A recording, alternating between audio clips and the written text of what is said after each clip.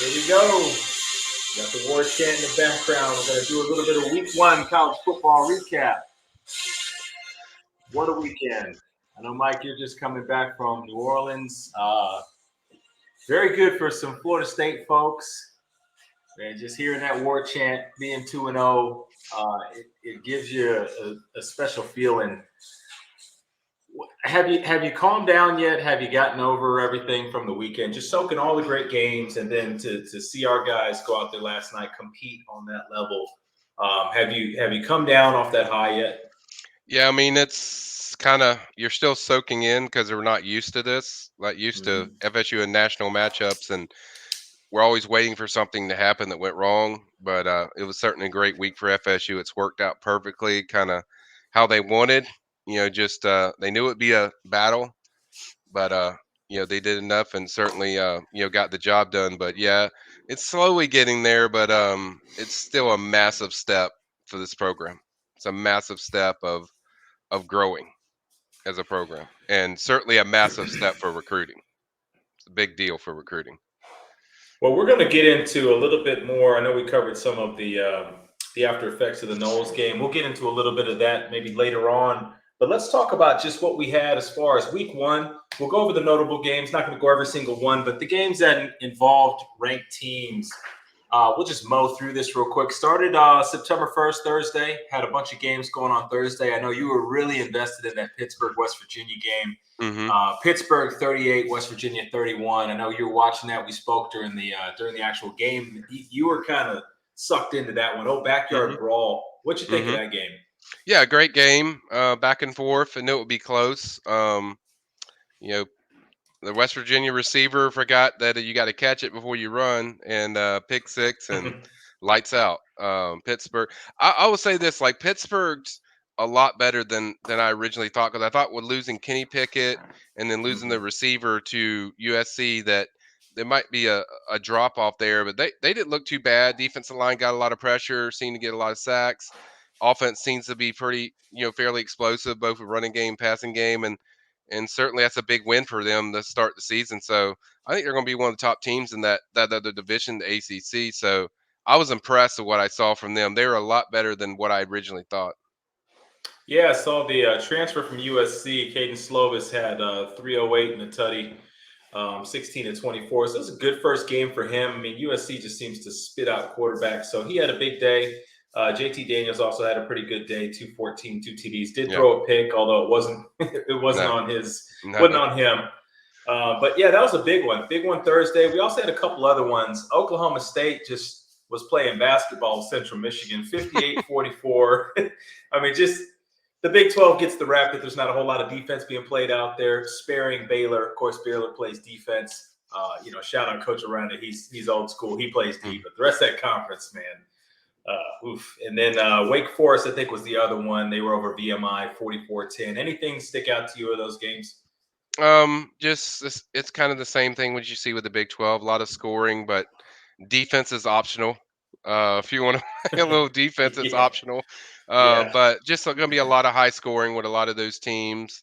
Nothing really with those games on Friday. I think Wake did what they were supposed to do. Still missing Sam Hartman. That's going to be key to watch during the season, especially when they come up with FSU. I think week 5 or something like that. So that's going to be certainly something to keep an eye on, because Sam's a big Hmm. time deal if he's not playing. So that's kind of the takeaway there. And then with Oklahoma State, they sure there wasn't going to be no upset this time.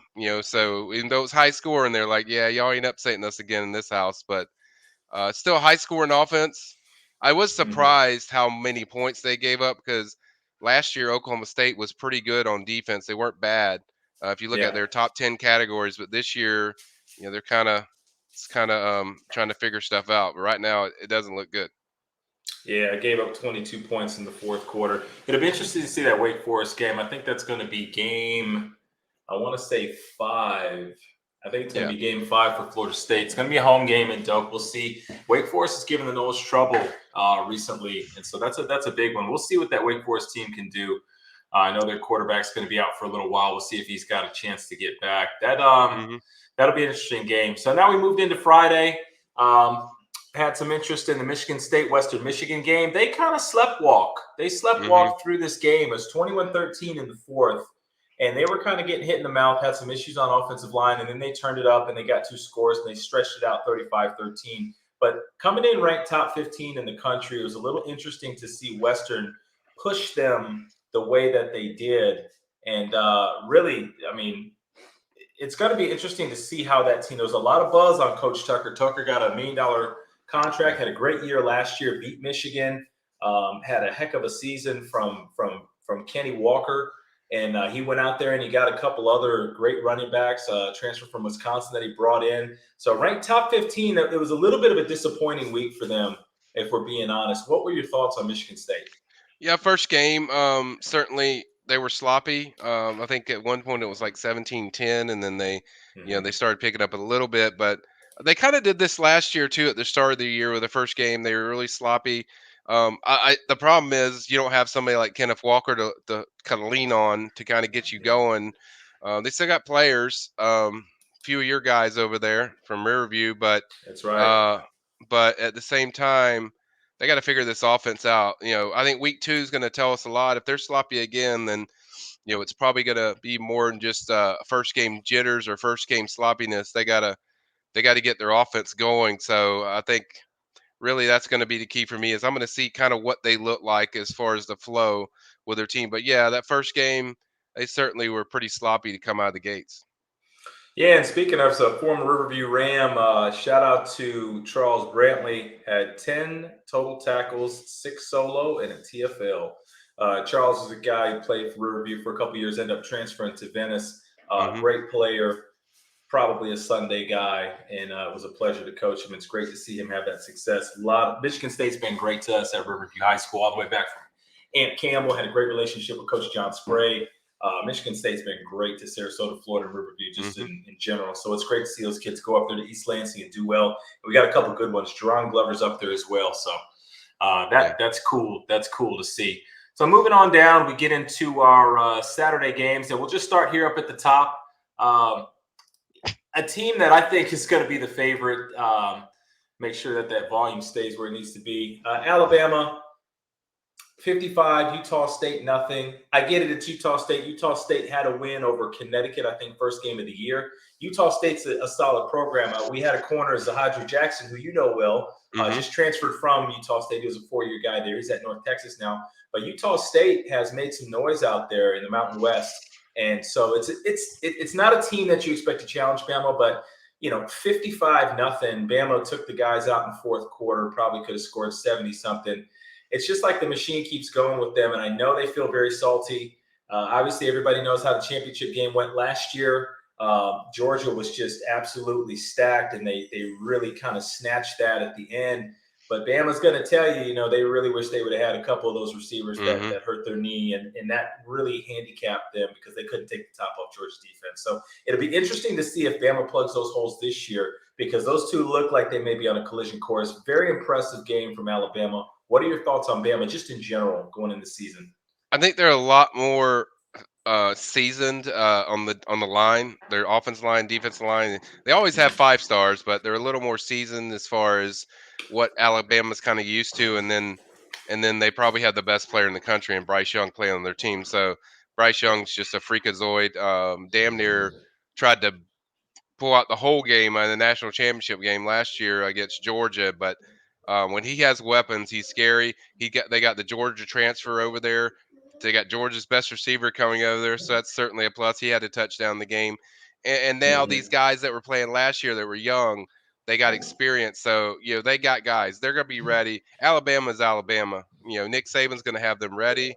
If they stay healthy, yeah, they're going to be a very difficult team to beat. I mean, that's just what Nick does. I mean, his guys are ready, and when he coaches them up, he has time to work with them, develop them. There's not too many programs that can match the development of what Alabama does year in and year out.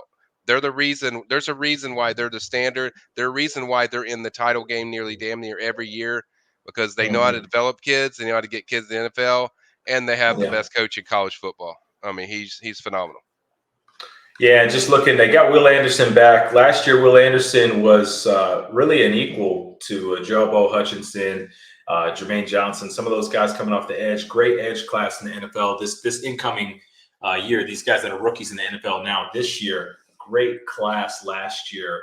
Will Anderson was part of that. Opted to go back to school. He Mhm. has 5 tackles, 3 solo, had a TFL, but really the guy that stood out for them is the feature presentations. Bryce Young. Bryce Young Mhm. had 6 TDs, 295 total yards in 3, maybe 2.5, 3 quarters of work. So Bama's off and running. If you thought they were going to weigh, they ain't. So they're going to be there. You're going to No, have to beat them. So if you're in the SEC and you root for a team not named Bama, you can do that thing every week where you check the Bama score and hope to God something happens and they lose. Good luck. yeah, Um, yeah, they're loaded, and two, I mean, they got a big game with Texas. Is at Texas this weekend, mhm, high noon. But this is mhm. the game they usually like. They play a team that's kind of get them ready, kind of get your feet wet, and then they play a big team, and then bam, this is the team where they really lay down a statement type of game. So I think it kind of sets up to what they usually do. But yeah, they're Bama's going to be Bama as long as Nick Saban's there. They got some of the greatest assistant coaches you can find. There's a reason why these guys are there every year is because they develop. It's not just talent. You can have talent. It doesn't mean nothing with talent if you don't develop it. And there's nobody that does it better than Alabama consistently, year in and year Yeah. out. That's why they're there. Yep, that's why they're there. Now we talked about Bama. We got to talk about the national champion, Yes. Georgia. I would chalk this up as the performance of the week. Oregon, you and I had questions about Oregon. No disrespect to the staff that's coming in. They had the defensive coordinator from Georgia come over take the head job. I know Kenny Dillingham, shout out to Coach Kenny Dillingham, came from Florida State over to Oregon to resume that same role as OC. So there's a lot of excitement about Oregon, new staff, but Georgia had one of the better teams we've seen in the past decade from a talent standpoint. Ended up Hmm. winning a national championship, and so they come into this year with basically plug and play. Yeah, they lost 15 guys to the league, which just sounds absurd to even say that, but they lose 15 guys to the league, and then they're just plugging and playing because they have dudes on dudes that are duding. Okay, they are loaded, and so they come into this game, and it's like you want to see if these guys can pick up where the last group left off, and Hmm. boy, did they! Game was never in doubt.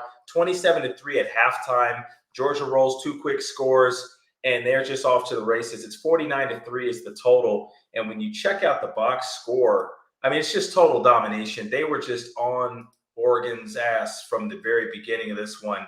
Total yardage is 571 to 313. Just total domination. Georgia looks like a program that has figured it out. And when I say figured it out, I'm not talking about figured it out from a standpoint of being a top 25, 15, or 10 team. I think Georgia is now just firmly planted themselves into that top 4 or 5 range annually until proven otherwise. And I think that this performance kind of stamped that they're not going anywhere. This team is here. This team's for real. And they went out there and played a team. It's preseason ranking, but a team that had a top 15 ranking, and they went out there and just barnstormed them 49-3.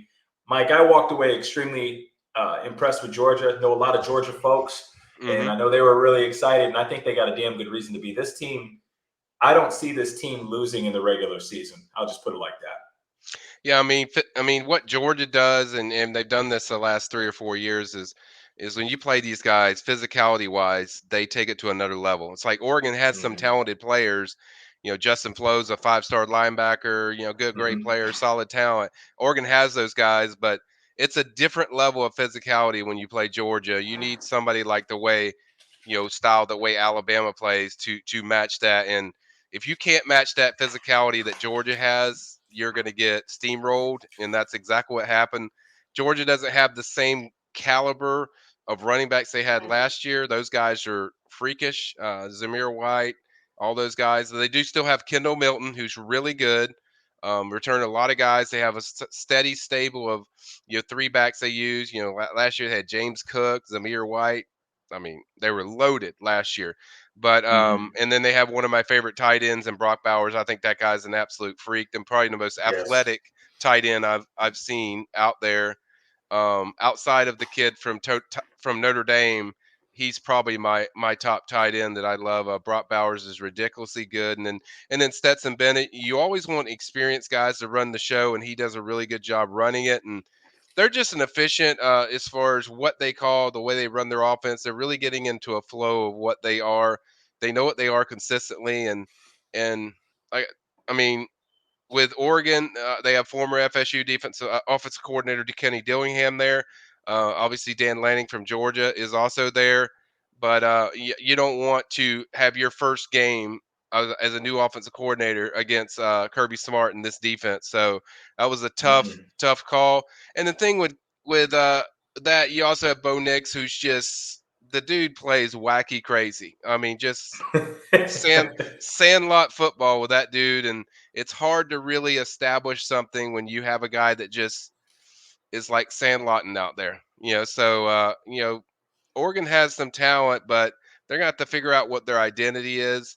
And I think that was really the difference. Georgia knew exactly what they are. Physicality, took it to them. They were physical to them. Got an early turnover, and really just made some big plays that really set the tone. And Oregon can never recover. They just jumped on them like 24-0, and bam, it was over. Yeah, those were the two big games of the two big SEC powerhouses. I think the argument's gone on for years and years and years. We're Florida State, so we're ACC guys. We're homers in that sense, but we're not crazy. The SEC is the standard in college football now. The Yeah. depth, the power, the talent, just across the board in the conference. I think the Big Ten's come a long way. I think the Big Ten's got some really great ball clubs, but the SEC, it's just you can feel it. And I always reserve the eye test when you really want to feel a program that really sticks out. That's a championship level program. You can see it and you can feel it. And when you watch the Georgia Bulldogs play, you see it and you feel it. That program has changed. That program's figured it out. They've tasted victory, and they're going to be dangerous the rest of the year. The nightcap, and we're going to mow down the list here, but this game definitely deserves some talk. Ohio State and Notre Dame. Ohio State comes out on top 21-10. I took a lot away from this game, and I think I took away some things that will make both these fan bases proud. I'm no Ohio State or Notre Dame fan, but I got a tremendous amount of respect for both these programs. Both of them are historically just excellent, and every year they are there and they are competitive. And I think we need to tip a cap to Coach Freeman for bringing the Notre Dame Fighting Irish in there into the horseshoe and just battling their asses off. I mean, they really battled. They were up 10-7 at halftime, really stymied CJ Stroud and that Buckeye offense. And all the talk was the Buckeye offense was going to be the greatest in the country. You know, they're a receiver U. They're just going to reload. They're going to score 60 on you. You're going to put up 600 yards. And Coach Freeman had the Fighting Irish ready to play. I never thought that Notre Dame was going to have an easy time on offense because I knew that they were a little unsettled in their quarterback situation. They got a great line. They've got a great tight end, which you mentioned, bags, receivers. They got all that. That quarterback position is why I didn't think that they would win this game. I was surprised that they hung around for so long. CJ Stroud in the offense showed some toughness. Their back showed some toughness. That line showed some toughness down the stretch. So Notre Dame really showed a lot of heart coming in there and competing and being game. But I have to tip a cap to Ohio State because the one thing that the country has said about Ohio State is, well, they're flashy. Well, they score a lot. Well, it's a sexy offense. But the Buckeyes reached down and grabbed some fortitude, and they showed that they got some heart, that they got some soul, and they got some passion, and they can get down. They can get, into the nitty gritty and get into the trenches with the best of them. Top 5 ball club comes in there, and they took it to their ass in the second half, and they out hit them, they out tackled them, they out blocked them, they out fit gapped them, and they out physicaled them. And I think that's an impressive bow to put in the cap of Ohio State. I think they should feel good with their performance. What'd you take away from that? Yeah, I mean, it's also the first game of the year. We that's the kind of thing we're going to say a lot. So you don't want to read everything into the first game of the year. Obviously, there was Freeman did some really good stuff, scheming stuff up in that first half. They were really confusing CJ a lot, and the receivers were, having trouble, getting the separation we usually see. They really stymied Travion Henderson, who's their featured guy and running back. That's the dude. They always have a running back, and he is a monster. But he just really could not get going.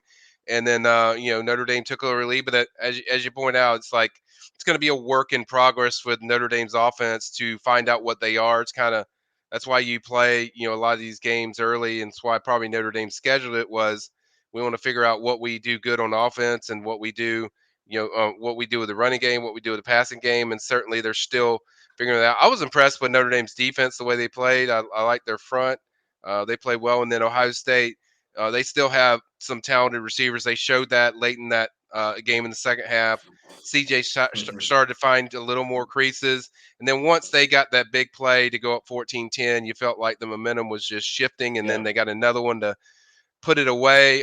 So certainly a seasoned quarterback in CJ. They don't have the receivers like they had last year. So for Iowa No. State fans thinking they have them, no, they got some talented dudes, but them dudes are elite. That they had Olave and Garrett. So those guys are different. These guys aren't there yet. Now, will they score a lot of points? Yes, they'll probably score a lot of points in the Big Ten. They'll put up some nice numbers, but Hmm. that's going to be the key for me watching Ohio State is how consistent these receiver groups are going to be because you need something to open up Travion. So that's going to be a key when they get to the harder part of their schedules, when they face the Michigans and the top teams in the Big Ten of teams that can scheme you and match up and give those receivers issues. So Yeah. if that continues to be a thing, then that's something to watch. But as I said, first game of the year, great clutch win for Ryan Day. That's a big win to Yeah. beat a top 10 opponent to start the year. Uh, I was just surprised how low scoring it was. I thought it'd be a little more high scoring than it was, but Yeah. certainly, I think both fan bases should feel good about what they did in that game. I mean, you never feel totally good when you lose, but it shows you kind of where you're at and what you do strengths wise, what you do weakness. But certainly more so Ohio State because they won. But I think it also shows you these two teams have some growth to do when if they want to catch up, with the top tier teams like Alabama and Georgia. If you want to be up with them dudes, you're gonna have to. There needs to be some growth and development with their teams. Hmm. Yeah, absolutely. Just running down the stats. I mean, Ohio State's defense, I really got to tip a cap. I mean, they held Yeah. Notre Dame to 12 first downs, held them to 253 total yards. Ohio State ended up having 395. Not a crazy total. Notre Dame did a good job there because that's a very talented offense there. But what's impressive about Ohio State, they ran for a buck 72, 5 yards a pop.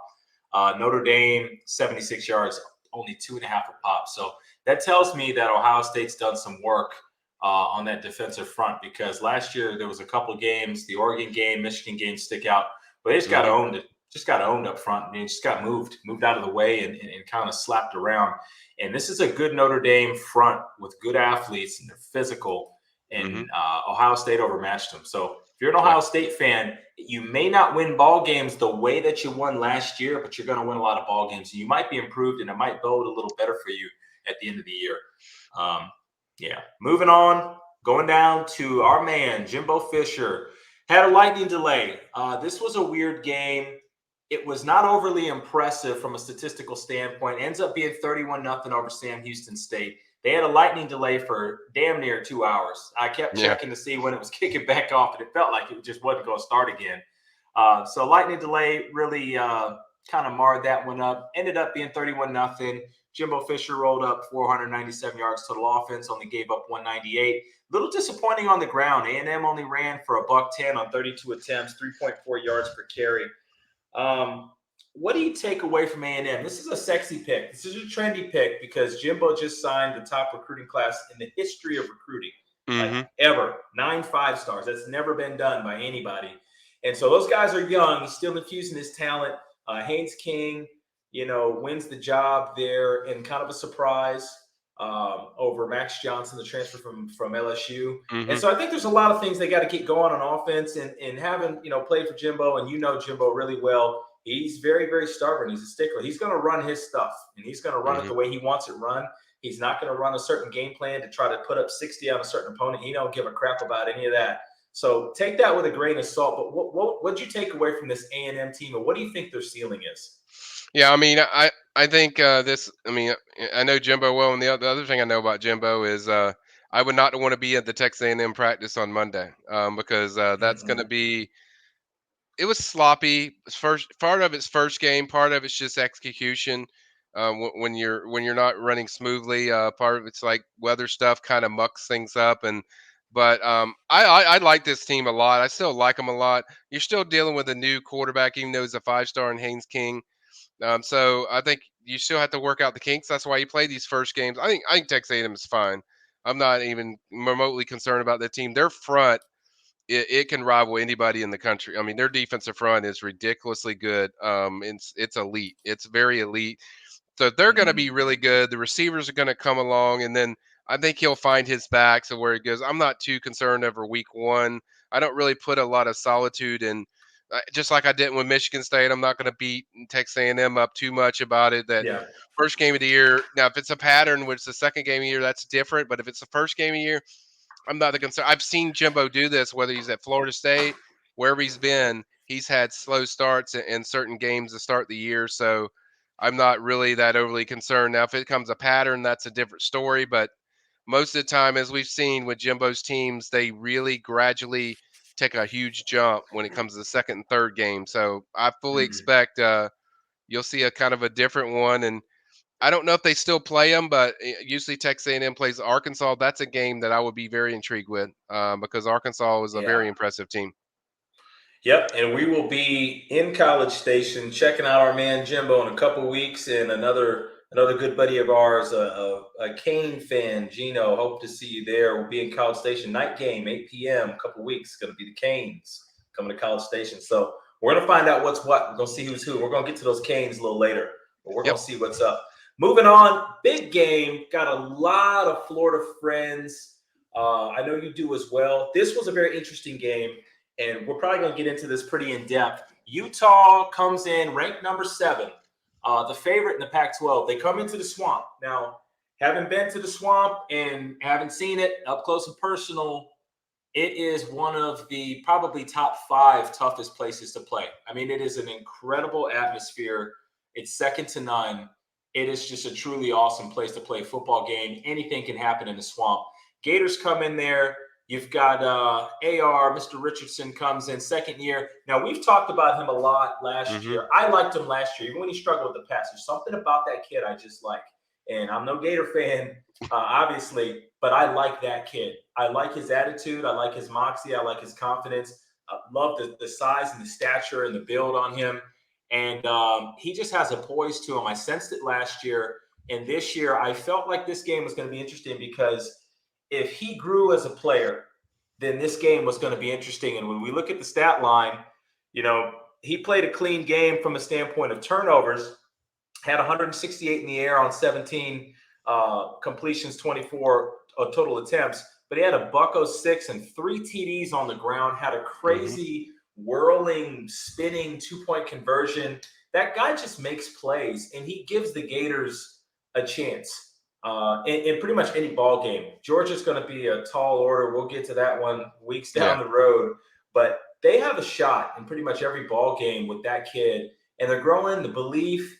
Coach Billy Napier made a lot of moves that people questioned coming from Louisiana, brought a lot of Louisiana kids, kind of planted his flag in the sand with a lot of his recruiting decisions. People kind of scratched their heads, but man, you beat the number 7 team in the country at home, score 15 in the fourth quarter to do so in impressive fashion. That place was going absolutely bananas.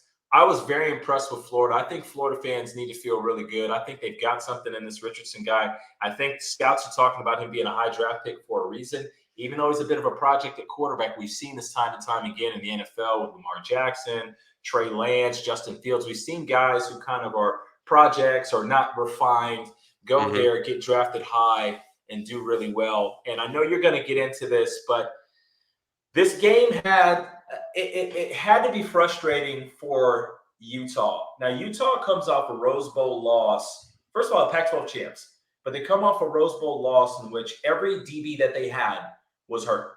Hmm. Literally, they were literally playing running backs and wide receivers at DB, and Jackson Smith and Jigba just crushed them for like 400 yards, and everybody's like, "Oh my Yeah. God, how'd that happen?" They literally had no DB, so they're coming off that loss, sour taste in their mouth. They have aspirations to be in a playoff, and they come into the Swamp. They play a tough game. They chased points. They did that thing that coaches do where they chase points early. I don't get it. Going for, fourth down when you should take the field goal, getting greedy, and then you don't get the conversion. Florida, of course, drives 99 yards and scores on you. And then you try to chase, when you do score again, you try to chase a 2 point conversion and you don't get it. And it came down to the last drive, Mike, and I'm going to let you take it away after this. But one thing you don't ever do, if you know ball, when you get red zone, tight zone down there, 15 to 10 and in, you do not throw the ball in the middle of the field in these tight windows unless you can put it towards the back of the end zone by the goalpost with a plus size target. The reason why, you have safeties and you have backers that are literally transient. They're homeless. They have nowhere to go. They have no real space to occupy except that middle. There's nowhere to go. Yep. There's no space to cover. There's no grass. You run out of real estate. They're just there. They're camped out. Ball caroms, gets tipped. It's going right to them. Florida DB makes a tremendous play, diving interception in the end zone on a drive that was masterfully coached and executed by Cameron Rising and Coach Whittingham. Up until that point, they're there. They're down 3. They could have kicked the field goal to go to overtime at worst. And that has to be crushing for them because this was a statement win against an SEC power traditionally in Florida. I know they're not ranked now; they will be. But God, you gotta hurt. As much as you're happy for Gator fans and Gators are extremely excited, you've got to be crushed for Utah because I really think that they kind of blew that one at the end. Yeah, I mean, the game flow went kind of what I thought it would because I didn't really feel like Utah was going to be able to. They didn't have the athletes to, I think, control the Florida offense, especially playing in the swamp. So I felt like Mm-hmm. Florida was going to hit big plays, but I also felt like if they whoever got the last possession, I felt if it was Utah, you feel pretty good because I like the Utah offense. I love their running back. I don't even know his name, but I love that guy. I loved him last year when I watched him.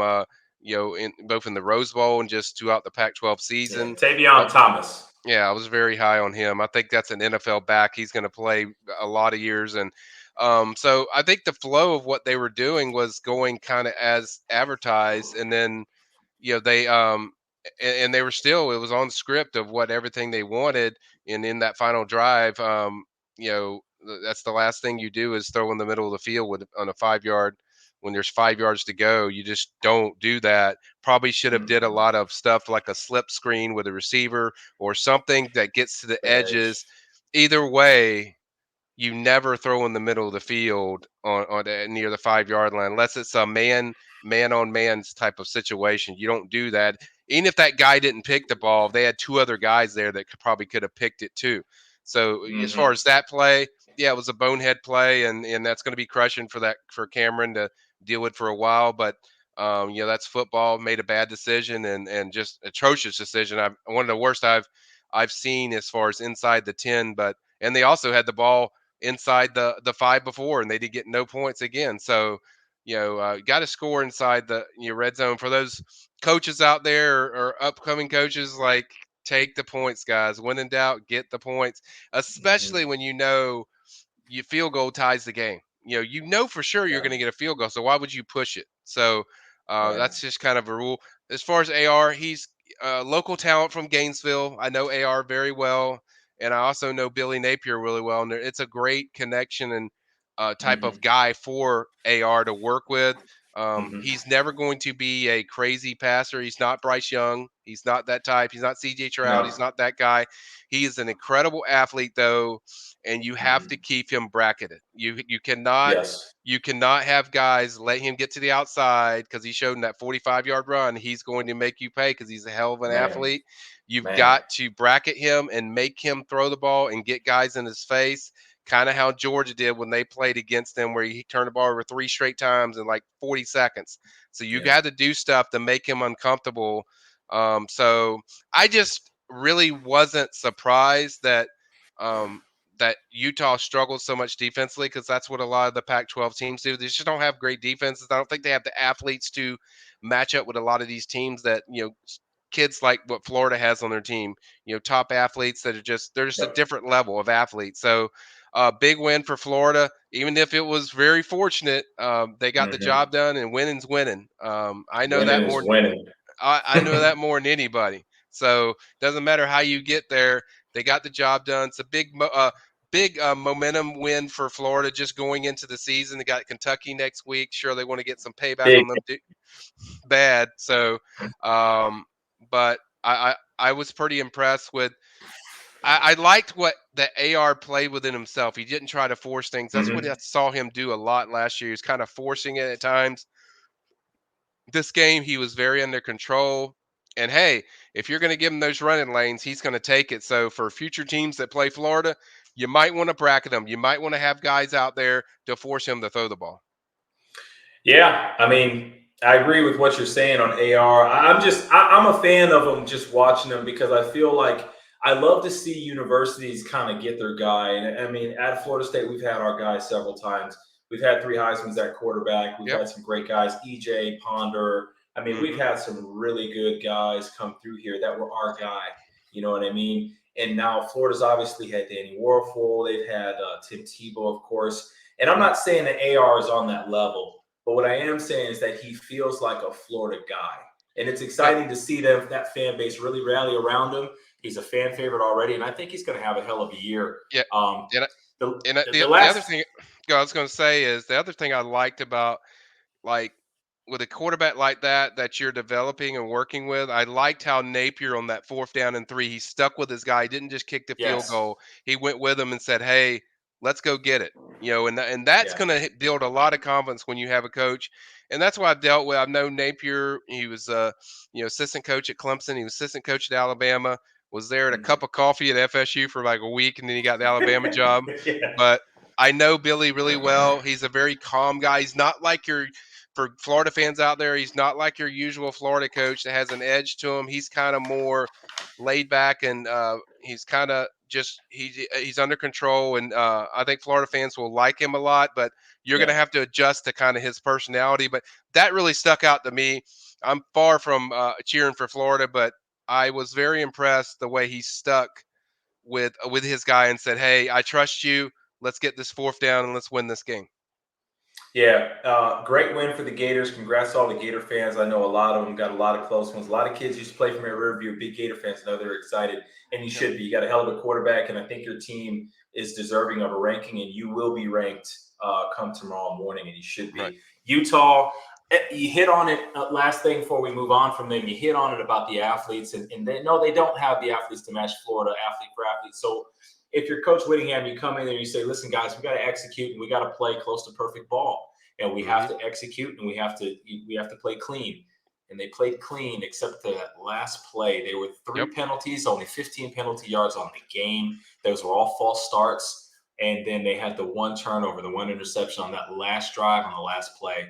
And Yep. it's like you hate to see that for that school because they did exactly what they had to do to come to the Yep. swamp, and they owned a large portion of that game. They were the better team Yep. for long stretches of that game, but it just shows you, dudes, dude, and when dudes, dude, that's what wins games. Florida's got more dudes, and that's the name of the game. And I hope Utah can kind of get it together. They have a very good team. I think they have a very good shot to come out of the Pac-12. We'll get to USC a little later, Hmm. but that'll be a great test for this team. That's a crushing loss. We'll see if they can bounce back and and kind of recollect. But what a game in the swamp, man! I know that was a lot of investment in that one, and that was a fun one to watch. Yeah. Yeah. I mean, it was, and I was chowing down some jambalaya in New Orleans watching it, and it was fun. It was a great game, exciting game, Mm, and but that I mm, mean, it's just kind of the, and we'll get to this a little later with other games, but it's just such a small area of winning and losing. It's so small if you just man, do the wrong things or at the wrong moments. It's like high school, you can kind of get away with that stuff, but college, these guys will no. make you pay because these athletes are so talented. Yep, they are. And moving on, another school that's near and dear to my heart, a team that I've been very bullish on. Last year, Michigan kind of broke through, broke the mold. It was a storybook scene in the big house late November in the snow. I mean, growing up in Michigan for at least half my life, you play football in the snow and your big first down jackets and tackling and all that stuff. You dream of a scene like that. So to see him finally get that done was really cool. To see Ohio State finally get some competition was really cool. And so obviously Michigan goes on to the playoff. They get beat down by Georgia because dudes, dude, and when dudes, dude, there's a difference in the score. And Georgia had more dudes. Also, some issues on that Michigan staff coaching wise with Coach Hmm. Harbaugh, maybe taking a job, maybe not. There was some Yeah. other issues going on there, which kind of helped that spread. I think Georgia was probably about 17 points better than Michigan, not 30. But No. long story short, coming into this year, it's like what's Michigan going to do for an encore? They returned back Cade McNamara. They returned back a bevy of offensive linemen. J.J. McCarthy's a fan favorite coming off the shoulder surgery. Kind of delayed his development. Maybe is why that's a quarterback competition. They've got two terrific backs. Donovan Edwards looks like the real deal. Then you've Mm-hmm. got Blake Corum, your guy from Maryland. He looks awesome. And then just receivers out the yin yang, man. For Mm-hmm. years, Michigan had an issue where they had a lot of small receivers, and they address that in a big way. And they go out there and they get several large targets. They got Eric All, who's possibly an All Big Ten tight end. All these guys return. They get a big transfer at center position. The kid from Virginia, big number 55, comes in there. And so their whole line looks set. They got two backs. They got a bevy of receivers, including Darius Clemens and some other freshmen. They got Andrew Anthony coming back. I mean, they've got Cornelius Johnson. They've got plus-size dudes everywhere. They got dudes everywhere. And it's like, okay, was this Michigan team for real, or was last year just kind of a fluke? What are you talking about defense? Well, then Harbaugh makes some comments about defense, about how they've got this guy, that guy, and then they go out there and they get a kid, Ayobi Anoma, who transferred from Alabama 2 years ago due to Mm-hmm. academic stuff. Little background: Santa Ono comes in. He's the new university president at University of Michigan. He makes some bold statements about competing again. If you guys aren't aware, University of Michigan, Notre Dame have some different kind of standards when it comes to accepting transfers and academics. It's not the same. Kids that get into some places can't necessarily just get into Michigan. It's a thing, and it's held them back. And so Santa Ono comes in and kind of alludes to maybe making some exceptions. And so fast forward, you've got a five-star Ayoya Noma comes in here, number 18, 6'5", 265, runs like a 4.5, top 4 player in the 2018 class. All of a sudden, he shows up in Ann Arbor like 2 weeks into camp. So they got dudes coming all over on defense. DJ Turner's back. They get Will Johnson, 5-star corner, who you know really well. Mm-hmm. So it all kind of culminates to like, what's this? Is this Michigan team for real? Are they BSing again? Well, 51-7's the 51-7's the final. Playing a Colorado State team. Just got a coaching transfusion when Coach Norvell came over from Nevada, air raid. You figured there'd be some scoring, and there wasn't. Colorado State got kind of a mercy touchdown in the fourth quarter. That was a total ass whooping. And I got to tell you, I'll let you carry it away with Michigan. But from what I saw, having watched Michigan football for a long, long time, 30-plus years, this team looks different. Like I said, Georgia turned the corner, and to a higher extent, because that's a national champion. I think Michigan has turned the corner now. I think they are now sitting at that dinner table with Ohio State every year. Yeah, they have Michigan State. Michigan State's fared terrific against them. Always gives them a hell of a fight. But I think when you look at just dudes and talent and overall V12 engine capacity, I think Michigan is staring Ohio State right in the face. I really do. And this team looks no different. Ohio State, I gave you a compliment because I saw some heart and some gusto in the trenches, and you're going to need it because this Michigan team's got some dudes on both sides of the ball. And I think that this may be a crash course at the end of the year in Columbus, not only for the Big Ten, but for the playoff as well. What do you think about Michigan? Yeah, I mean, I just got into New Orleans when they were playing. I kept track of kind of what they're doing. I record the game, so I'm going to watch it, later. But um, I think this team is even deeper on defense than what I saw last year, and I was really high on that defense last year. They've got the way they can rotate guys is so heavy. Had 7 sacks in this game. They were consistently in the backfield every play, and it's just got so many. The dudes are there on defense line. You kind of expect that, but what we haven't seen out of Michigan is playmakers at receiver. We've seen playmakers at running back, but we haven't seen playmakers at receiver like they have now. They have so many guys, Ronnie Bell, these guys, just explosive weapons at receiver. This changes the game now for me because this looks like a better version than what they were a year ago. Now, I'm not going to say they are yet. It just looks that way on paper. Just wait on what I'm seeing, but they'll have to prove that when they play. The bigger schools like the Penn States, the Michigan States, and then Ohio State later, and Iowa and all those teams. But on paper, this looks like a much more complete team than the team I saw last year with the receivers. And then the DBs are much bigger too. That's the thing jumped out Yes. to me. It was a lot of there was a lot of open stuff. Even the first games of the year last year in Michigan, there was a lot of open stuff with teams that Hmm. played on that passing. It was kind of, not like wide open breakdowns. It was just they weren't getting closing on the ball. And this group is like they're all over it. Like the guys are bigger, they're longer, Yep. they're more athletic, they have the speed you look for. They just look different at the weakness place of what I thought Michigan was last year, which was they didn't have a lot of receivers and they didn't have a lot of DBs that had the size you look for. You alluded to Hmm. the smallness of the receivers. That's not there anymore. So I think No. they got some dudes now, and I think they also have a chip on the shoulder to show people like, hey, this wasn't a fluke that we made Right. Ohio State quit last year. I mean, this wasn't a fluke that we did that. Yeah. So I think talent wise, I think they're the best team in my eyes as far as talent. Now we'll see if they can put it all together, but they look dangerous. They look really dangerous to me. I know it's Colorado State, I get it, but there's certain tendencies you see in certain teams when the domination is to that level, the way you Hmm. win the line of scrimmage, and Michigan to me is already showing that. Yeah, just running down the numbers again. We touched on it. Coach Norvell, not Mike Norvell, not our Norvell, but Coach, I think it's Jay Norvell, comes over from Nevada. They put up a ton of points. That offense was dangerous, air raid, and you think air raid's going to put up a lot of passing yards. Well, they had a buck 37 in the big house, and about 40 of that came on a deep touchdown pass mid fourth quarter. Yeah. They finished with a total of 219 total yards. They had 82 yards rushing on 39 attempts, 2.1 yards a carry. So it's Colorado State. I believe they're Mountain West. It's not prime rib feature presentation competition, but that is doggone domination for Yep. Michigan. They finished with 440 yards total offense.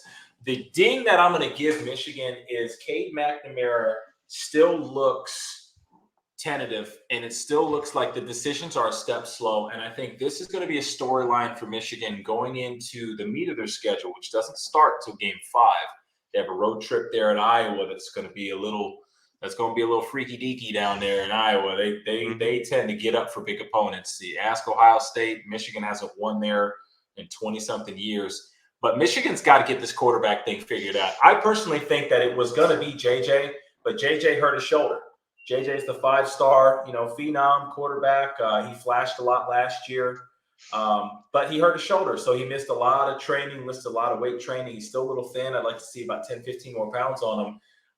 But he is a different type of quarterback than Cade. He's going to start this next game that's coming up, and Coach Harbaugh said that he's going to give one quarterback one start, the other one the other, and he's going to kind of mesh it out in game 3, figure it out.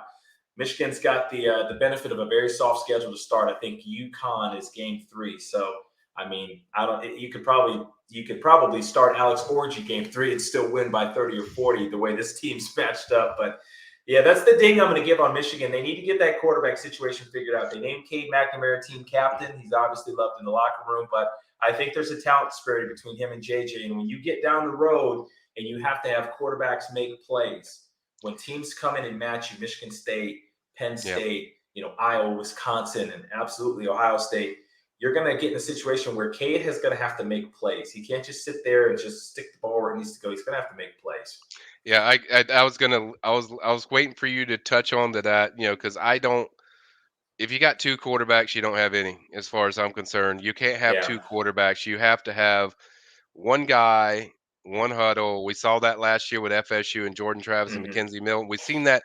How many examples does people need to show you that two quarterbacks is just it just doesn't work because guys need to lean on what guy they can turn to.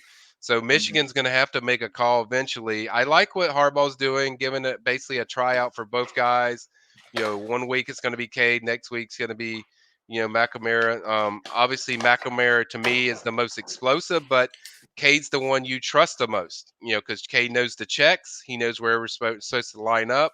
He's guy that most cases he's not going to turn over the ball. You feel comfortable. You feel he's going to get the thing. But if he gets to a point where, hey, JJ is cutting down on the mistakes and he's hitting more explosive plays, then Harbaugh is going to have to just pull the umbilical cord out and say, JJ, it's yours. But Yeah. that's a good thing that they don't have to play a top notch team for until week 5, so they can figure this out. So they got time. but I think they need to have their guy, around the week 4 mark to know who's your guy. Who's your guy, Jim? Right. And so that's really the only holdback for me with Michigan is you got to pick a guy. You can't have two quarterbacks rotate. That just doesn't work. No, and it'll be interesting to see. So we'll see what Michigan does at the quarterback spot. One of the teams I really like them. We'll get into some Final Four picks, and I'll go over our top 10.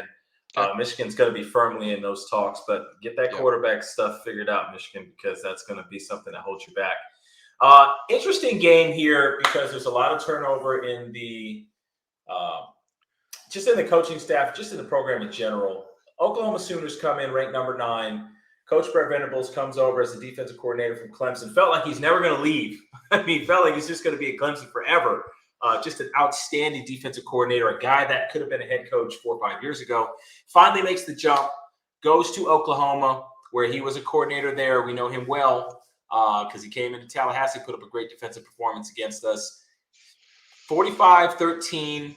Dylan Gabriel comes over from UCF in a transfer. They beat UTEP 45-13.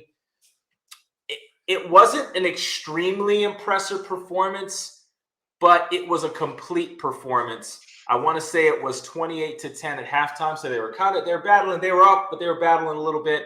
But they really blew it open in the third quarter. Dylan Gabriel goes for 233 and 2 TDs. Gray had 100 yards on the ground, and they kind of just methodically wore him down. What are your thoughts just in general? I didn't pay a ton of attention to this game, but what are your thoughts on Oklahoma? What do you think their ceiling is? Yeah, first of all, I love Dylan. I've known him when he was at UCF. He's really close friends with Mackenzie Milton. He's a guy that I'm really high on. I think Dylan's a fabulous quarterback. But I think Oklahoma fans need to prepare themselves. Like you're not going to have the same kind of air raid that they're probably used to. I love Jeff Levy from Ole Miss that they got over there. That's the offense coordinator. I think Jeff does great work. The reason why Dylan's even there is because of Levy, because of the relationship they had back at UCF. So I think I just don't think it's going to be the air raid that they're used to. I think it's going to be more a balance. I think you're going to see defense being a big deal, but I don't really have a problem with the performance really because it's going to take some time. It's first year coach. You got to get comfortable with everything, the different things that they do offensively. Oklahoma's going to score points, but I just don't think it's to the level of laying 60 and 70 like they're used to every year. But I think Levy will do a good work. I think you got the right guy there as far as running the offense, but I think it's going to take some time, and I think the air rate of getting those crazy point totals is going to be a little down. But at the same time, I think the defense is going to be much improved that Oklahoma hasn't seen in a very long time. I think that's going to be changing where you see a much more productive defense. That's been kind of the thing that Oklahoma fans get drive crazy about is like, man, we can't stop people. Like, I mean, score a lot, but if you don't score, it's kind of like it's like if they face a team that shuts them down defensively, we've seen them get upset by K State and Iowa State and these teams Every because year. they have a problem of stopping people. So I think those games are going to kind of lessen, but at the same time, your offense might suffer a little bit as far as the productivity. But Oklahoma's like Ohio State. Every year they're going to get top receivers. They get receivers out of the wazoo. I don't think that's going to change too much with guys like with Levy there. I think Levy's a really good recruiter. But I think Oklahoma fans going to have to be patient with this because it's not going to be kind of what they're used to. I think it's going to be more of a balanced offense defense thing. Yeah, I agree. I mean, I really don't have a whole lot more about Oklahoma. It's kind of a wait and see, but they're Yeah. a team you have to respect. They've been in the playoff multiple years. It'll be interesting to see how Coach Venables puts his stamp on that program, and if he can keep them at that elite level. That's going to be interesting to see. A team that they're going to see, and a team that beat them last year in Waco, number 10, the Baylor Bears. Coach Aranda, a guy you're high on, and a guy I'm high on. They've got who I think is the best strength coach in America, Coach Vic Deloria there. Love Vic. Vic was a national champion strength coach with us here at FSU. Love Coach Vic. Shout out Coach Vic. Best in the business. Baylor Bears play the Albany. Looks like the Dogs. I don't know. It's a dog. Maybe it's the Dobermans. I don't know who they are. But Might be Jared. 69. That's Jared versus old school. Yeah, Yeah, that's the Albany Jarrett versus. What a monster. We'll get to him. We'll Yeah. get to him in the final cap. But 69-10 over Albany. I don't have a whole lot on this. I'll just read off some yards, and you can just give me a quick overview of what you think about Baylor. They rack up 573 total yards, 259 on the ground, 6.3 a rush. That's really impressive. They ran the heck out of the ball, 41 attempts.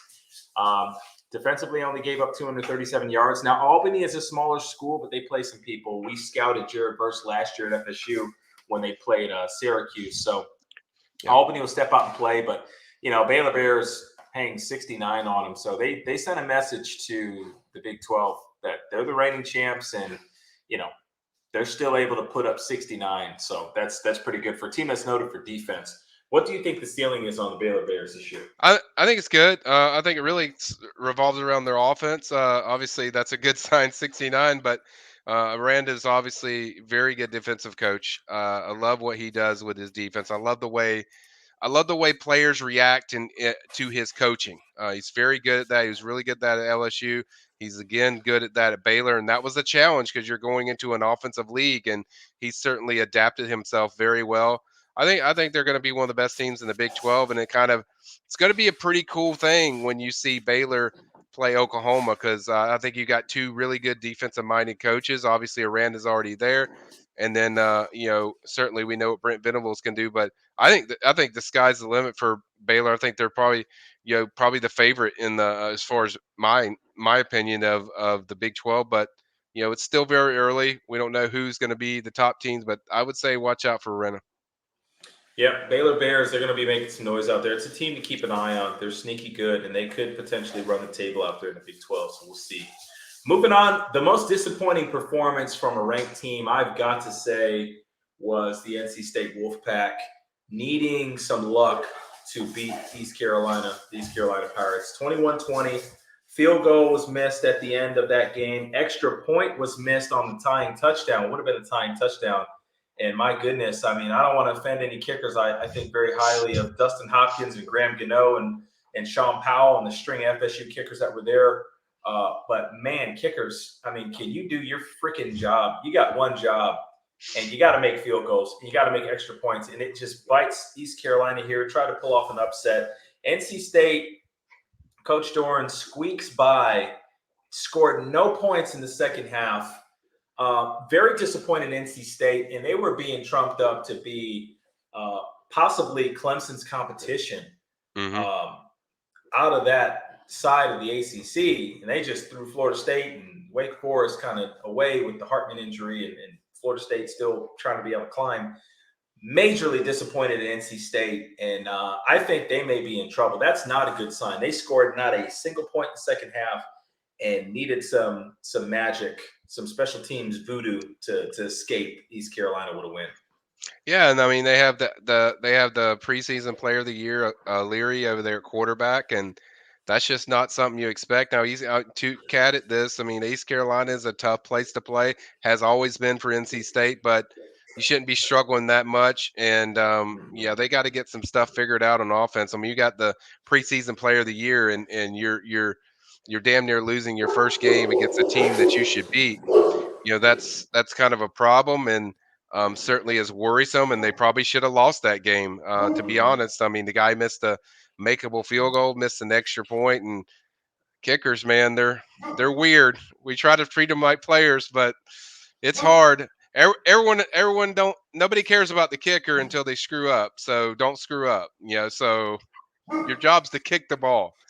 So I feel for the East Carolina kicker. I don't even know what his name is, but I feel for you, dude. But yeah, I mean, got to figure it out. But yeah, NC State, you should feel very fortunate. But I'm not too overly concerned. Sometimes these games, you need something to kind of get you lifted up. I'm not going Yeah. to bury them yet, but that is a concern. If they do kind of the same thing the next few weeks, that's a serious pattern, and that's something that's a big problem with NC State. But it's DEFCON 1 right now, but it ain't DEFCON 5 yet. But it's DEFCON 1. But it's something you didn't expect to see this early in the season for a team that's supposed to challenge, Clemson for that ACC title this year. And so yeah, they have some stuff to work on. Dave's a great coach, and know Dave, know the work he does. But They got to figure things out, especially that's just inexcusable to score no points in the second half. Yeah, just running it down. Very dirty game for them penalty wise. 8 penalties, 73 yards, 2 turnovers. Quarterback threw a couple of picks. Yeah. They got outgained. They got outpossessed in time. I mean, really, they got outplayed by East Carolina in a lot of different facets. So in that second half, first half they were up 21-7, but that second half was a bad half of football. So they're going to need to clean that up. They're sitting at number 13. They don't look like the number 13 team in the country. So that's enough on NC State. We're going to move into USC. Very, very sexy pick. A lot of people are really trying to see what old Lincoln Riley's got cooking up there. Southern California guy. He goes out to SoCal to kind of resurrect that beast. I mean, if you remember the 03, right when the last time Miami was relevant, 2003, right around that time when Miami started to fall off, that's when USC really kicked up their heels. 04, 05, 06. USC was a juggernaut back when they had Leinart and they had Richie Bush and there's Pete Carroll before he went to Seattle. And so they bring in Coach Riley to resurrect that. And they haven't been that way since. They haven't really been up at the top of college football since then. And now they're trying to get back there. They get a transfer quarterback, Caleb Williams, leaves from Oklahoma. Caleb Williams kind of takes over the job in the Texas game, Red River Shootout last year when Spencer Rattler was struggling. And then it's like, okay, Oklahoma's got their guy. And then, Lincoln Riley ends up leaving at the end of the year, and then Caleb goes right with them. And so they get Rice coming out of Texas. First game of the year, they went after the Southern California and got beat down 66-14. USC dropped 28 points in the third quarter. They looked pretty dominant. Caleb Williams had 249 and 2 touchdowns. He also had 68 yards in the air. So for your Heisman watchers, Caleb's up there. He's on the list. I know it's the first year for Coach Riley, and I know we don't spend a whole lot of time on Pac-12 football, and I know we already talked about Utah, and Utah is very, very disciplined, and Utah's going to play you clean. And if they stay out of the middle of the field, they're probably going to be pretty good. What's your thoughts on USC, and how do you think they stack up against Utah? Yeah, I think the takeaway just in that game wasn't the points. I mean, I think they loaded the points. We know Lincoln Riley's offense, the dude's an offensive genius. When you look at offense, I mean, the guy knows how to coach offense. To look at all his teams that were in there, they score points. And my takeaway was like the defense. I think they had that 3 picks for touchdowns. That's a good sign because certainly USC and a lot of those Pac-12 teams aren't known for defense. So if you're not known for defense, if you can get points off turnovers in to make up for that difference of giving up points, I think that's a big deal. So I think they're going to load it up as far as points total. As far as I think their offense is probably going to be one of the best offenses in the country. Caleb Williams, I love him a lot. Have a lot of great receivers, a lot of great talent. I think they're certainly going to put up some heavy numbers, but I think the ceiling's kind of a wait and see what that defense does throughout the whole year. And they play in the Pac-12, so it's going to be hard. I mean, they're going to have to fight perfection. And two, they have a few games. Certainly, they'll play Notre Dame late in the year. They'll have some games where they have to win out of their league. I think it's almost like Pac-12 team like USC. You got to win every Pac-12 game, and then usually one of these Pac-12 teams seems to lose, to one team. So kind of goes back to what I mentioned with Oklahoma earlier. They score a lot of points, but they always have games where they have one game just it isn't there, and then they get upset. And that's not something that Lincoln Riley can afford. I think this year that's kind of something I'm going to be watching. So I think it's a team that is very explosive, but they're almost going to have to be fighting perfection if they want to get in that discussion. Well, it's going to be very interesting to see USC if they can kind of return to the national, Mm-hmm. the national scene in matter, and it's going to be very interesting to see. I think the Pac-12, obviously, USC is going to be leaving the Pac-12, going to the Big Ten, but it's going to be interesting. Can they leave with a bang? Can they leave with a Rose Bowl victory? It'd be very interesting to see if the Lincoln Riley experiment works out to that elite extent. He's going to be good. They're going to be good, but can he get them to that elite level? Because it's been a while. Moving on from USC, we're going down. We're going to talk some Canes. Talk about the Canes. Canes 70-13 over Bethune. Bethune came in there, I believe scored the first 3 points of the game, if I'm not mistaken. It was 14-3 at the end of the one. It's kind of like they were just feeling each other out. I will give them this though. There was 50,000, I think, in the Dolphin Stadium, or Okay. I forget the name of Hard Rock. In Hard Rock, it was. I thought it was a good crowd. A lot of times Miami doesn't have a really good crowd. I think there's some buzz. There's definitely some excitement. Yeah. Coach Cristobal comes in, and we talk about like AR being a Florida guy. Miami has their ultimate guy. Coach Cristobal Hmm. is national champion, offensive lineman, one of their greats. He comes home, leaves Oregon to come back and coach the U. They got their guy. They are extremely excited. And we've talked about this before he came there, that he was a guy who could take them to the next level. Hmm. And the next level, not necessarily saying elite playoff. I mean, maybe they can get there, but they have been a perennial, 8-4, 7-6, 6-7 club for 20 years.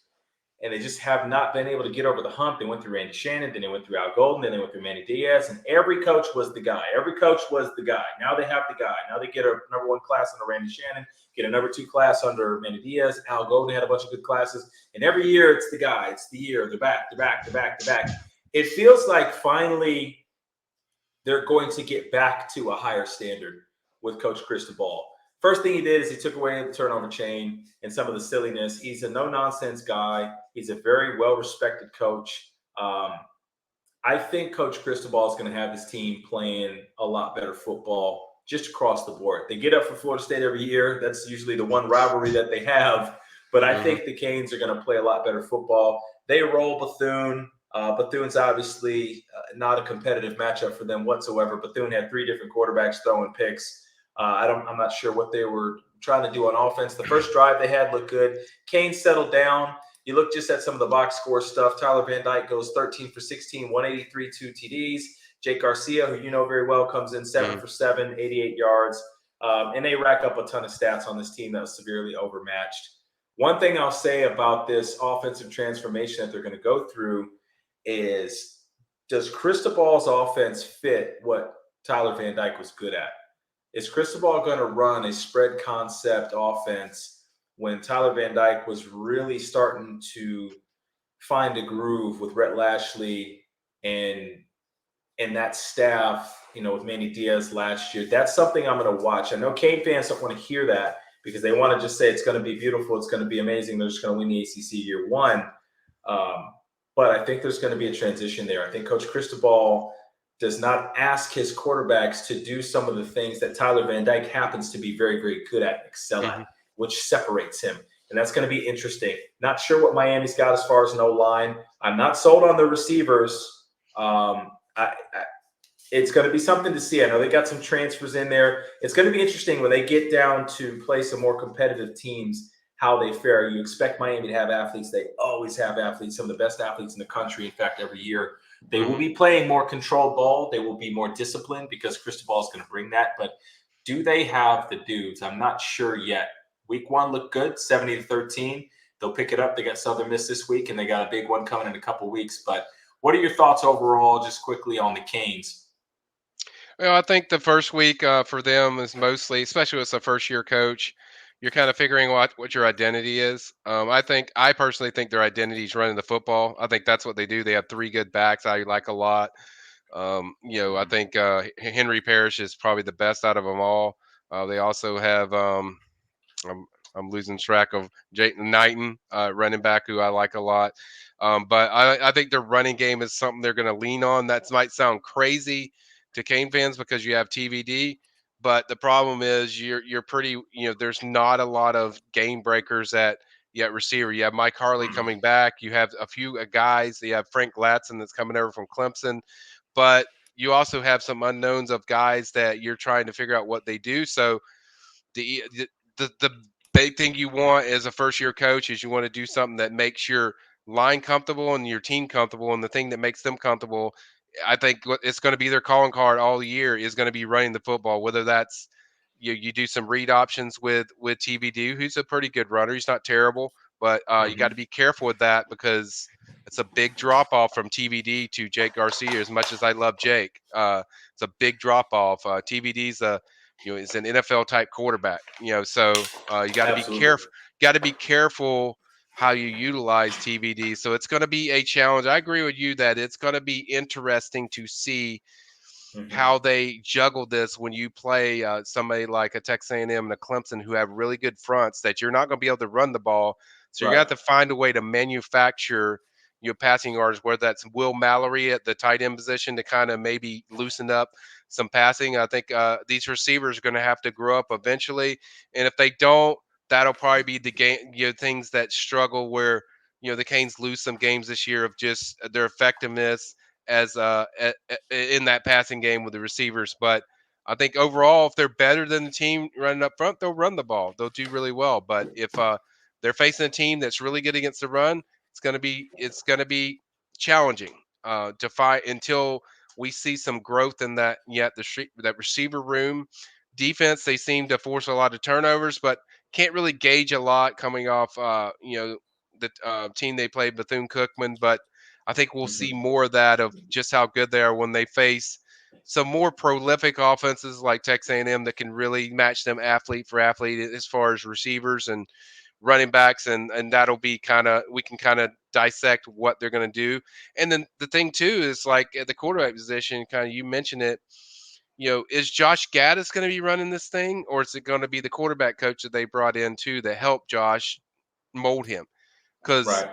as an offensive line coach, most offensive line coaches, and we see this with my own school with FSU, they love to run the ball. They want to run the Yeah. ball. Offensive line coaches love running the ball because it controls the clock and it controls the pattern of what you're doing. So that Hmm. juggling between those two of what they pass more, they run more is going to be really key of because Josh is still a very young OC. Yeah, he won the Broyles Hmm. Award, but they had to adjust that offense when he was there at Michigan. He started passing more, and then they adjusted to running. So they might have to pull the Hmm. reins with Josh of how much he wants to pass the ball. So Yep. it's just going to be a figuring out what the identity is of Miami. And I don't think we're going to learn the identity of Miami until they start playing these teams like Texas A&M and Clemson. Then they can kind of figure out like, okay, this is what we can do as far as the way attacking people. Because I think right now it's kind of let's get these guys experience. Let's see what guys we can count on, both on the Hmm. line, both on the defensive line, secondary defense, whatever, and then offense. See the guys we can count on, and kind of see what's the most effective way to run this offense. And I think that's what Miami's going to figure out, and probably when they get to the big boys. Yep, and I think overall, it's important to note that that side of the ACC that they're on, I don't see them getting challenged by more than a couple people. Carolina will No, challenge them. Carolina gets up for them. Pittsburgh will challenge them. Pittsburgh gets up for them. But Tech obviously is struggling. Georgia Tech's obviously struggling. Duke. I mean, that side of the ACC. I call it the ACCG League for a reason because it is. It's just Virginia not Tech, very challenging. Virginia Tech. When are you guys going to be good? Like seriously, when are y'all going to? I mean, how many coaching changes does it take? Like, I'm just wondering. Like Oof. Virginia Tech should be such a premier program Should that should be. get. I mean, incredible atmosphere, incredible people. They do a great job with the 3 stars that we talk about.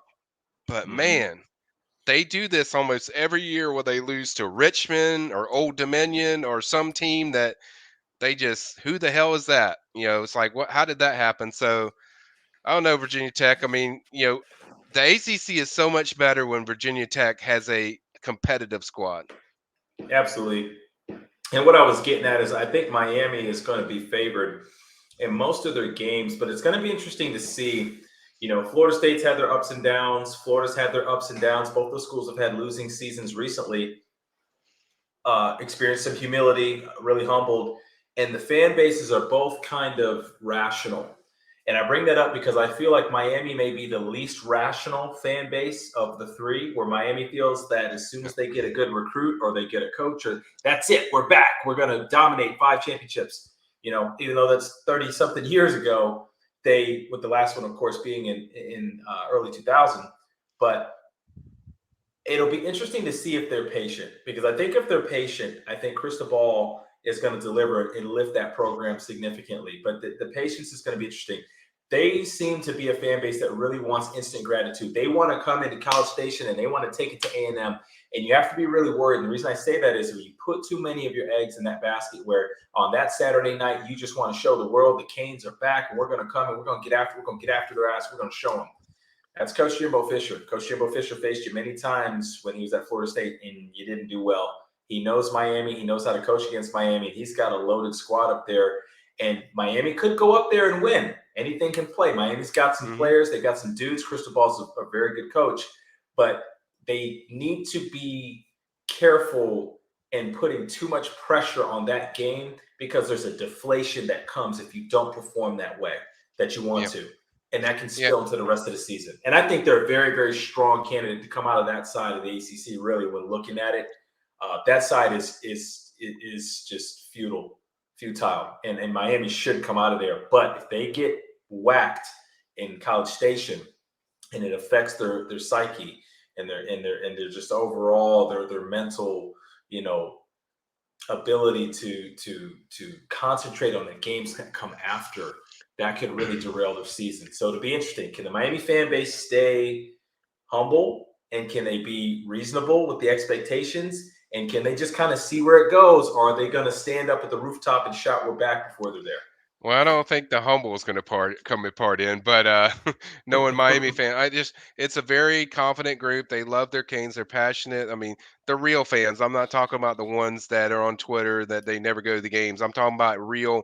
There's guys that really follow them, but I think the expectation. I mean, the main thing is just lowering your group of expectations of what this program is and where you're at. Yes, you compiled talent, but you also have to be patient with this coach. I think the only thing that would deter their expectations or their patience is if they lost to FSU. If they lose to FSU, I think their Yeah. their it's going to dip into that because I think they have a guy that they're bought in. The city's behind Mario. Hmm. They're doing everything. This is one of their own. They're going to trust them, but the one way you ruin that trust is if they go in there and the first year if he loses to Florida State, it's gonna kind of like now the heat's gonna be a little bit on. Not that I'm suggesting he'll be fired, but it's just the lack of faith is going to be dipped a little bit if you lose that Yeah. game, and then there's going to be talk. There's going to be talking, and I think Miami. I mean, I know I'm preaching to the choir probably, but I think Miami fans need to have level expectations. Not, hey, we're going to win the ACC right away. It's like focus on the smaller things, like, hey, let's win the division. Let's beat North Carolina, which they've struggled with over the years. Hmm. Let's win our division. Let's get better at things that we haven't shown, and then two, just take each step by step. Don't say like, "Hey, we're gonna win it all. And we're gonna be in the playoff." I mean, think logically, and I think that Right. if they do that and they're patient, Mario's going to be the guy you want. I think Mario's a great fit for them. Obviously, he might Hmm. not be a great fit for this quarterback yet. We don't know, but I think for the program, Mario's a great fit. He's an extremely good recruiter. I know that personally. He does a great job connecting with players, but people need to be patient about his style. That's the question about Mario is the coaching, and if he Hmm. puts that stuff together and people are patient and have honest, realistic expectations of where the future can go, they can get to ACC titles, but you have to. There's a step by step thing, and they have to be patient with kind of how the process to get to that point. Yep. And I agree with you. And it'll be interesting to see. It did feel like it was a little bit different, though. It did feel like Miami Hmm. was a little different. I felt Yep. like the buy-in in the stadium in Yep. Hard Rock was different. So we'll see. We'll see. Got my eye on it. See if the Canes make that next step. Right now, they're ranked. I think they were ranked 16th or 17th. So Right. they're in the mix there. So we'll see. Big one coming up in a couple weeks. Don't take Right. Southern Miss lightly, but big one coming up in College Station, and Right. we will be there for it. Moving on, we'll touch on this real quick. Wisconsin goes 38-0 over Illinois State. Wisconsin's a team that's always better than they get credit for. They're always in the mix. They're always competitive. Grant Mertz comes back. He didn't have a crazy day, but it was effective. 219 and a tutty in the air, 14 of 16. So he didn't miss many passes. Their quarterback, or excuse me, the running back this year is going to be a kid named Braylon Allen. He's a sophomore, 6'2", 235, kind of Ron Danish with the size. He goes for a buck 48, 2 scores. They really just hammered Illinois State. Illinois State completely overmatched. Wisconsin's going to be in the Big Ten West. Iowa looks a little down. We're not going to touch on them because they're not ranked. And the only unranked teams we're going to talk about are the Tigers of LSU and Florida State a little bit. But yeah, that division looks up for grabs. Nebraska's already got kind of bumped around a little bit. Wisconsin looks like they may come out of there, and they go 38-0 over Illinois State in the opener. Do you have any thoughts on Wisconsin? Yeah, I mean, they always run the ball well. I mean, that's what I think about when I see Wisconsin. I mean, no matter who's there, whatever name it is, whether we know them or not, their offensive linemen are always good. The running backs are always good. Obviously, the thing that's always questionable about Wisconsin is the quarterback position. Like, are you going to get enough production out of that position, and do you have enough athletes to stop the team that you're playing? So I think they have the running back. I certainly they're going to run the ball well. My concern with Wisconsin is throwing the ball consistently. Can you do it?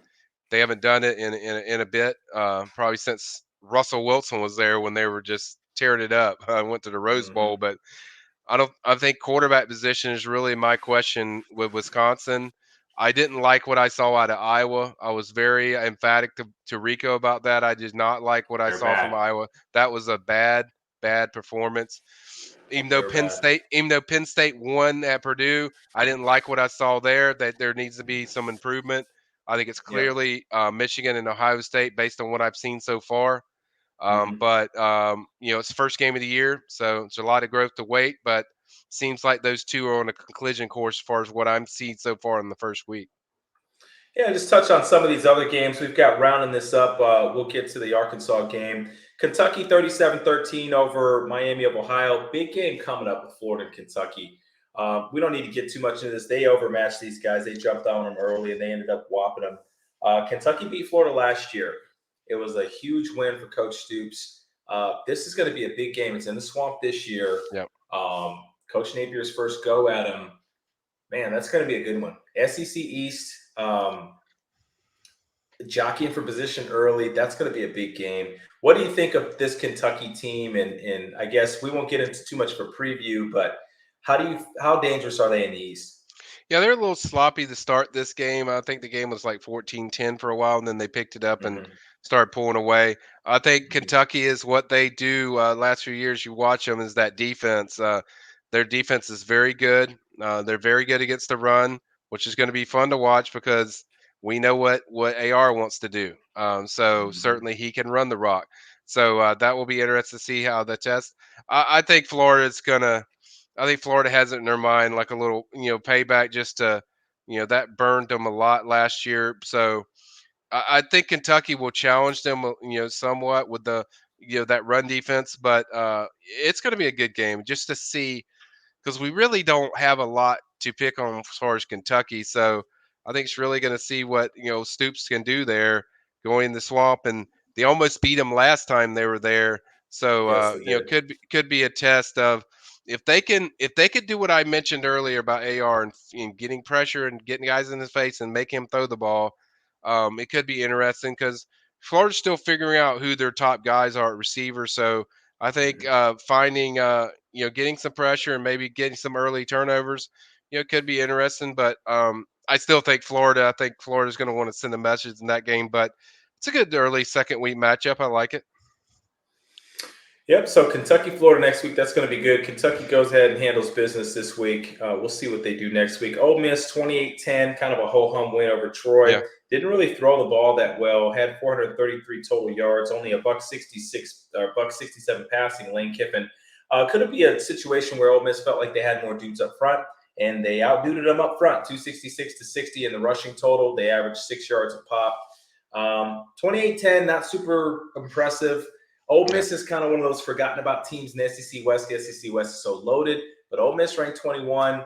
They've got a great head coach. They've got some firepower. They've got some good recruits. We'll see what they can do in the West. Do you think Ole Miss is going to be a player in the West this year? Yeah, they just I mean, I don't have a lot to go on yet, so I'm not that high on them yet. They just don't jump out to me yet as Mm-hmm. far as in the West, but team we haven't talked about even though they had a sleeper that I'm pretty high on. I've watched these guys and I've talked to Rico a lot about these guys. Is Tennessee. I like this offense. I really Hmm. like what Tennessee does on offense. They impress me. I think their defense is much more athletic and much more. It fits kind of what their system is, and that's a team that I'm very intrigued whenever they match up with Florida or later with these other schools. I think Hmm. Tennessee has an offense that you it's a very explosive offense with Hendon Hooker, who's originally from Virginia Tech. I'm really high on this offense. I like Tennessee a lot. I think this team is growing. Yeah, the SEC is going to be interesting. It's interesting every year because it's ultra competitive. But you got a couple teams out of SEC East that are kind of kicking up their heels a little bit. Obviously, Georgia's the national champion. Yeah, Georgia's there.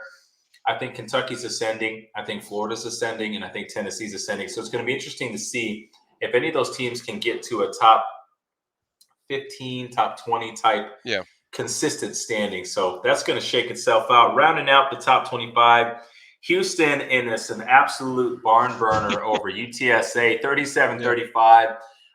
Houston's going to be a problem. Houston is a threat to try to crash the party, I think, at the end, because they could legitimately run the table and they're going to have an argument there.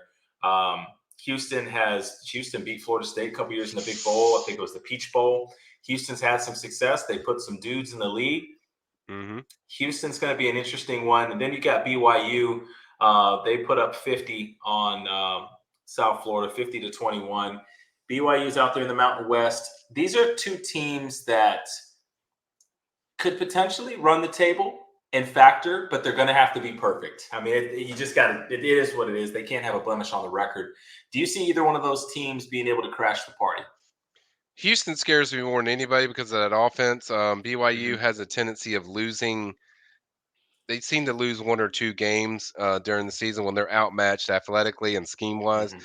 But Houston definitely can be a problem because they can score. They're really tough at home. They play well. We've seen that with when Mike Norvell was with Memphis, they would play every year with Houston, and Houston certainly has the capability. I think if anybody's going to run the table, Houston would be probably my pick to kind of watch. All right. And the last one was a good one before we get into Clemson. Arkansas and Cincinnati. Arkansas had the game at home, 31-24. Arkansas and Cincinnati both scored in the fourth quarter there. It was a good game. Not necessarily back and forth, but Cincinnati came to play. They obviously lost Coach Freeman to Notre Dame last year, but he left that program in a much better place, than he found it defensively. Coach Fickle's still over there, rumored to go a number of different places, but he stayed home. So Arkansas is one of those teams out of the West that they're better than what they appear. They've got KJ Jefferson, went 223, 3 TDs. Sanders had a buck 17 on the ground. Arkansas is the team last year. I remember when they played Georgia, talking to a couple of our Georgia buddies and saying, okay, this might be a game to watch. And Georgia came out and smacked them. And it was at that moment. It was at that moment that I knew Georgia was a real deal. Arkansas is a big bruising team. They look like they could do some damage in the SEC West, but it's a question: can they compete with Bama, and can they compete? I know Georgia's in the SEC East, but can they compete with Georgia? That's kind of the question. We know what they can do against Ole Miss and Hmm. Mississippi State and LSU. They're going to compete there. I guess the Yep. question with Arkansas, if you could answer just quick, is can they challenge Alabama? Yeah, probably not. To be frank, but Mm-hmm. I look at them as like a top 15, top 20 team type of thing where Mm-hmm. they're very good at what they do, but the dudes they're facing, they're elite. And so when they face elite fronts, they struggle, as we saw last year when Georgia just demolished them, and just Alabama kind of does similar things when they play them. But it's a good team. I mean, and there's nothing wrong with being a good team. I think it's a team that you look at and they can win games a year. That's the team you look at. That's what Arkansas does consistently. Maybe Mm-hmm. 10 if everything falls into place. But competing against those two teams, yeah, I just can't see that. Now, could they get up there with Texas A&M? Yeah, I could see that. Mm-hmm. Maybe challenge them, and that's even going to be a push. But I think they're just a team that has to do more. We've seen it. Saw it with Traylon Burks they had last year. Certainly Mm-hmm. a guy that everyone wants on their fantasy team, but They Hmm. have to start building in the trenches, and I don't think they're doing enough of that, getting enough elite guys in the trenches to compete with Alabama and Georgia, who are getting 5 stars like every year, even Texas A&M. So they got to start doing more in the trenches if they want to get up there to the level of those teams. Yeah, I'll be interested to see Arkansas. Sneaky good, but it just feels like they're kind of in that second tier of the SEC. Moving on to the game tonight, and we've talked a lot about Clemson. Clemson comes in ranked number 4, 41-10 over Georgia Tech. That's a little misleading because they dropped 27 points in the second half. Clemson did, and really pulled away when that game was really getting interesting. I want to say it was 14-10, Hmm. and it was looking like it was going to get pretty spooky in Atlanta. And Clemson pulls away. Total yardage was 386 to 237. Um, Not a very eye-popping performance from Clemson, and it feels like just to encompass this overall or to kind of summarize it, it just feels like Clemson has taken a step back from the elite status that they were just a couple years ago. They played LSU and they got beat down in that game. LSU had a tremendous team, but it just feels like they've taken a bit of a step back. And I want to say Ohio State beat them the next year in the playoff, albeit Clemson still got there. And then last year they were very beatable. I know Florida State had the game won and couldn't get a first down. Clemson escaped there. It's kind of a down year for them, although Clemson still won 10 games.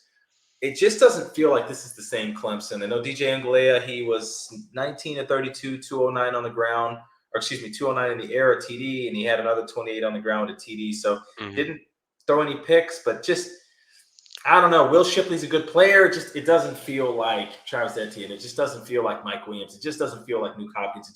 It just doesn't feel like this elite Clemson. It's hard to envision them being able to compete with the upper echelon right Well, there's no circling around it. Their offense is just not explosive when you look at it. now. Hmm. They struggle. It goes back. I mean, it looks similar to what I saw last year. Now it's a small sample. We're not going to bury Clemson. Certainly, they have to figure out a way, to get this offense to turn explosive. I think Will Shipley's a really good player. I think they have some receivers that are really nice, but they don't have. They just don't. It doesn't have the explosive playmakers that you're used to when, CJ Spiller played there. Even back when FSU played them with Jameis Winston and them, I mean, just don't. It doesn't feel like there's explosive guys that scare you, like Sammy Watkins and all Mm-mm. these guys that you're not seeing that type in the offense, and you're seeing a consistent pattern. We saw it last year where this offense is struggling with DJ running the show, and they seem emphatic that they want to stick with that. DJ's their guy because he knows the offense and stuff like that. But it seems like sometimes this offense gets in a lull, as we saw during this game where it was 14-10, and then they picked it up late, but maybe wore them down or something. I don't know. But it just seems like there's not explosibility in the offense. Now their defense is freaky good. Like their defense line's ridiculous. Their linebackers are really good.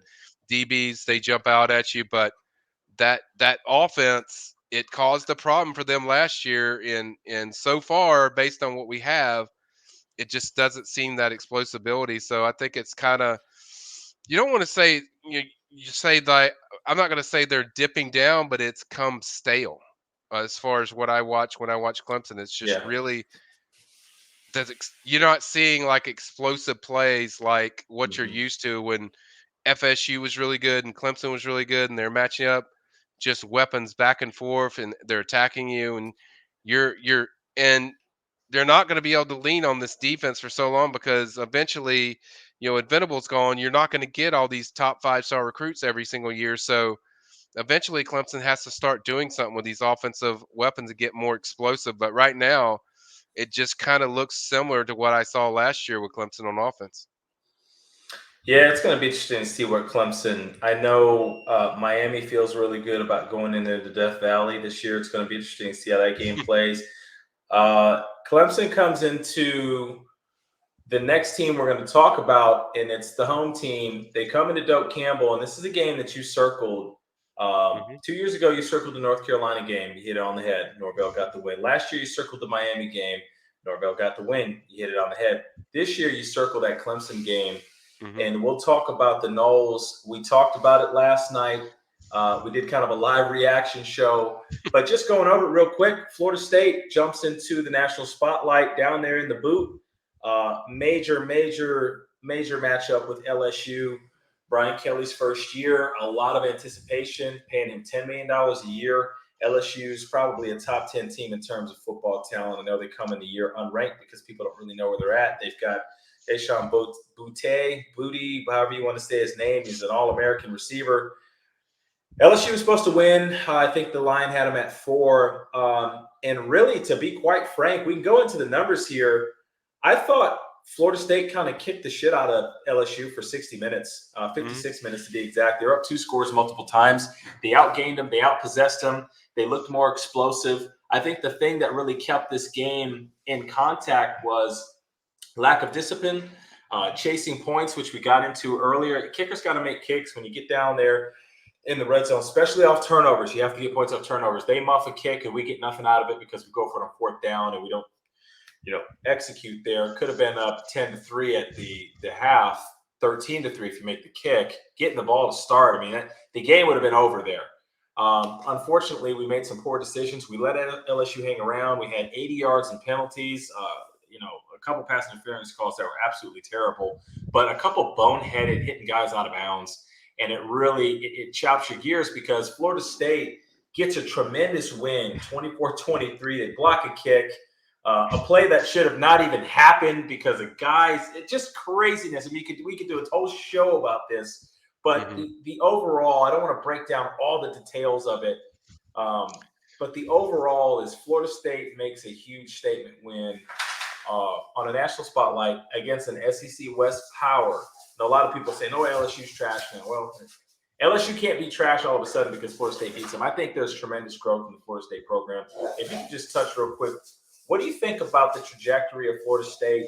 And what do you think about LSU? Where do both these programs go from here? Well, I think if you look at it in some ways, both teams flashed. I think FSU flashed their dominance of what they can be. They can dominate when they got up 17-3. They get a stop there. It's 24-3. This game's over. And then dominant. And the FSU is still learning how to win and how to step on the neck and finish people.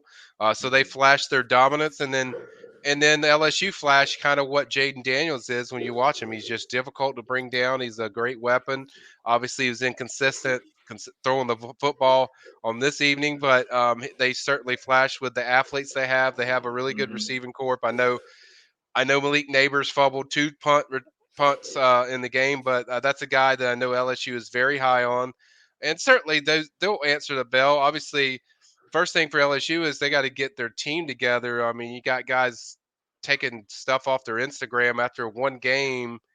It's like they got to get their chemistry and culture right there at LSU. So they got talent and they're Yeah. flashing, but they got to stand up. But I think it's for FSU, it's a growth program as far as they showed you what they can be, but they're not there, and they still have a lot to clean up as far as Right. just finishing things, but also from a coaching decision part, your coaches got to put you in good positions. Like get the ball at the 1 yard line. You don't do pitch sweeps. You just bang Ever. that thing in, and you get the Oof. game over with, and you take a 31-17 win, and you celebrate in the French Quarter. I mean that's Yeah. so FSU's got to learn how to do that, but at the same Mm-hmm. time, they flashed how dominant they can be.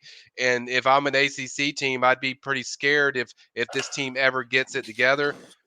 We talked about this a lot. They have the receivers look much different with size and the Mm-hmm. problems they cause.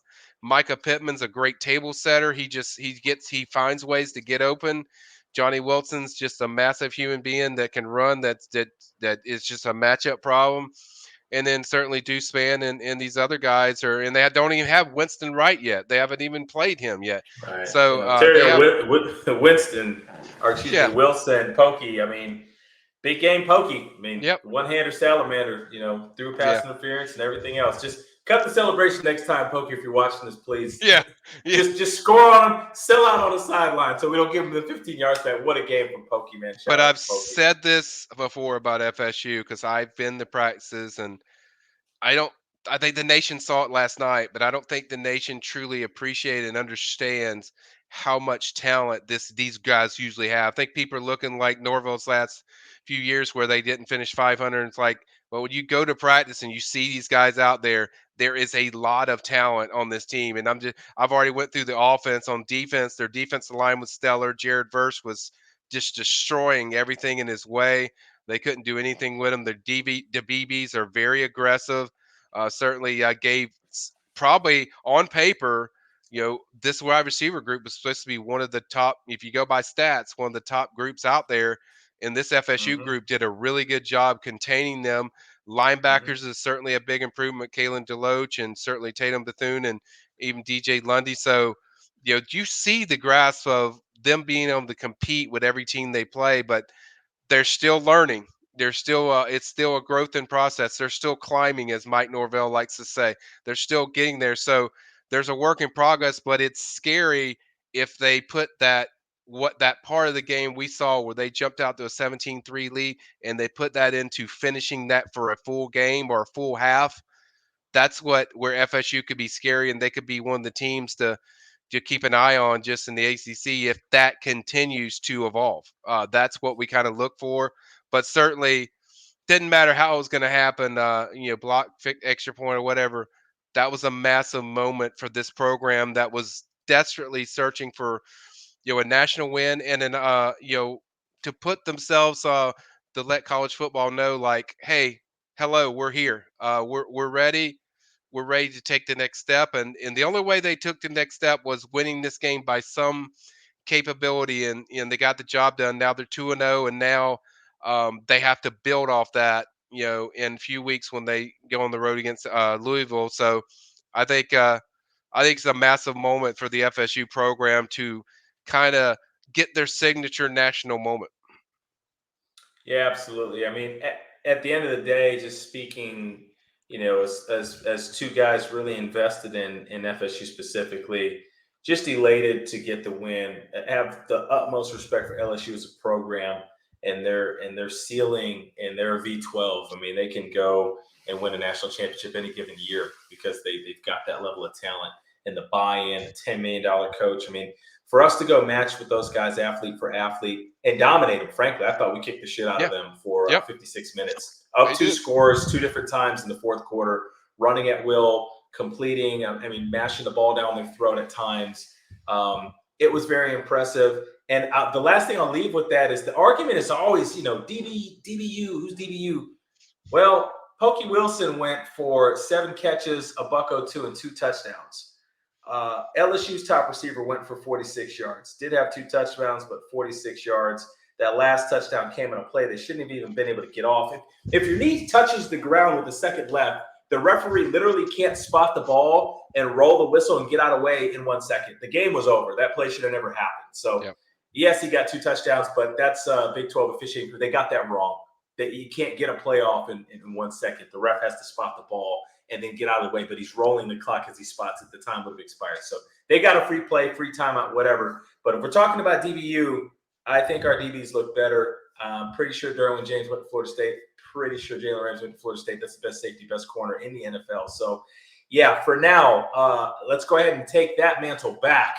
Florida State is DBU. LSU, you got some work to do because your DBs were getting sauced last night. Yeah. Yeah. So Yeah. It's got to 2-0. be. I'm not saying it's got to be FSU, but it's definitely not LSU. It's Yeah, not definitely right now. they got some work to do. Certainly, but overall, great first week.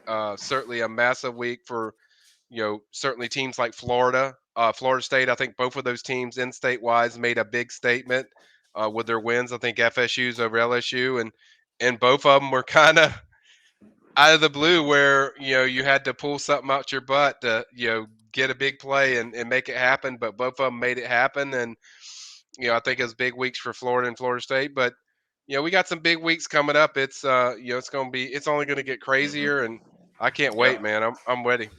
Yep. And I know people are going to say, well, you're biased. You're not talking about the Canes. Canes, you guys got your opportunity coming up here real soon in College Station. You got a big matchup with A&M coming. Right now, we're going to wrap this up, but I'd like to drop a top 10 This is Rico's top 10, not a coach's poll, not an AP poll, but based on what I've seen. And Mike, you tell me what you don't like about this, and Okay. I'll just go down in order. I'm going with the Alabama Crimson Tide as number one. I know we got in some discussions today. How can you do that? Georgia obviously won national championships. No disrespect to Georgia. Georgia's got a hell of a team. Georgia won a national championship last year. They did a great job. 15 guys in the NFL. But I just feel that Bama is proven that year after year after year after year after year, they're there. And they look like they're there again. They've got a Heisman Trophy candidate, a winner, and possibly going to go win it again in Bryce Young. They're a well-oiled machine. And I just got to be frank. If Mechie and Williams don't get hurt last year in the SEC championship game, in the playoff game against Cincinnati, I feel Alabama wins the national championship. I just do. And that's not a slight at Georgia. It's not they're cheapening their injuries happen. It's football. But I think in that specific matchup, I think that when Alabama could not go over the top of that awesome Georgia defense, that just won the game for Georgia. And in fact, that the defensive coordinator was actually caught on a hot mic saying that to his team, like, hey, he's hurt, he's out now, you guys are fine now, we can play now. I mean, they really recognized the fact that when Williams went out. So if Bama is healthy, I just feel like they're still slightly the better, more well-oiled machine. And so I've got them one. I've got Georgia two because Georgia is right there with them. Mm-hmm. I've actually flipped it. I'm going to go Ohio State 3 over Michigan, even though I feel like Michigan may be slightly better. That game at the end of the year is going to be in Columbus. And I like what Ohio State's got as far as their identity on offense and the quarterback. And that quarterback situation for Michigan really, really worries me. I do feel like Michigan's capable of beating them. I do feel like Michigan's better in the trenches. I do feel like Michigan may have top to bottom a better collection of players and the ones and twos that are playing and have an advantage there. But if Ohio State has their quarterback settled, which they do, and Michigan doesn't, that's a big advantage. And I think that's why I got to have Ohio State 3. I've got Michigan 4. Number 5, I've got Texas A&M because I just feel better about them than I feel about the rest of the field that's behind them. We are going to see what Texas A&M is made of when the Canes come to town in a couple of weeks. Number 6, I'm going to stick with Clemson for now because Clemson deserves respect, and they're still the class of the ACC. But I've got some worries about Clemson and DJ Ungalele. I'm not sure how to pronounce his name. I'll just call him DJ. I don't like the way the offense looks with him running it. Yeah, I know you're high on Cade Klubnik. If Klubnik comes in and takes over, they may be able to jump into that top 5. Number 7, I'm going to roll with Oklahoma. I feel like Oklahoma's got the nucleus. They've got the foundation. And it's really close between them and Baylor. I struggled with that one, but I'm going to give the edge to Oklahoma. That game's going to be in Norman this year. They're going to be looking for some revenge. I think Oklahoma, with the coaching staff, is probably going to be better defensively, and that's going to be a defense matchup. I like Oklahoma this year. I like Dylan Gabriel. He's a playmaker, and I think they're going to do well. Baylor was super impressive week 1. I've got them up to number 8, moving up a couple spots. Coach Dave Aranda's done a tremendous job. He's an awesome guy. I think Baylor's going to be a hell of a team, and they're definitely a threat up there in the Big 12. Number 9, I'm rounding out with USC. I'm buying in on them cracking the top 10 and mattering. I think that they have more dudes than Utah. That's going to be a nip-tuck game, but I'll favor USC right now over Utah. And number 10, I'm going to keep Notre Dame in the top 10. I don't think they should be punished for going into the horseshoe and losing that competitive game. I do have some concerns. My dog is shaking the table here. I do have some concerns with the quarterback situation in South Bend. They're going to need to get that figured out if they're going to try to factor in nationally. But that rounds out my top 10. Bama, Georgia, Ohio State, Michigan, A&M, Clemson, Oklahoma, Baylor, USC, and Notre Dame. Mike, did anything sound off, or would you flip anything around? I wouldn't adjust too much, really. I think I agree with a lot.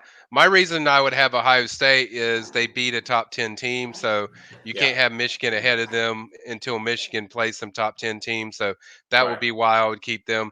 I think Mhm. everyone other one was right. I think I mentioned this team earlier. I think eventually if this team keeps growing, I think a Tennessee team is a team to watch in that top 10 or creeping up the top 15. I think that team has the ability to do that. But I think overall, year 10 was right on the money. I agree with it. All right. Well, I think Mr. Mal agrees with it. He wants to go outside. He's telling me that it's time to go ahead and wrap this up. Well, this has been Mike and Rico College Football Week 1 recap. It was a tremendous week. We had some highs and some lows, but ended Yep. on a high last night. Saturday night had some great games. That Florida game sticks out to me. That was a hell of a game. I know a lot of people were invested in that. Yep. Canes look good. Bama and Georgia look doggone good. Ohio State got a big win. Michigan looked very powerful. So a lot of these top teams, A&M did their thing. Clemson got their win tonight. Oklahoma, Baylor, USC. It's going to be really interesting to see how this pans out. Week 1's in the books. Now we've got fantasy football kicking off this week. NFL starts on Thursday. So you guys stay tuned. We're going to be bringing you a lot of content. Really appreciate you guys tuning in. For those of you that do, Mike, as always, appreciate your time and your expertise. Yep. And yeah, that's all I got for week 1. Yep, it's perfect. Can't wait. Things gonna get crazy, guys. So these games, you got a lot of top games coming up next week and in the week after. So it, I'm sure these top tens are gonna change. So just get ready. We're gonna find out who's real. Yes, we are. Well, we're going to sign off for now. We will see you next week. Have a great week. Stay blessed. We're out.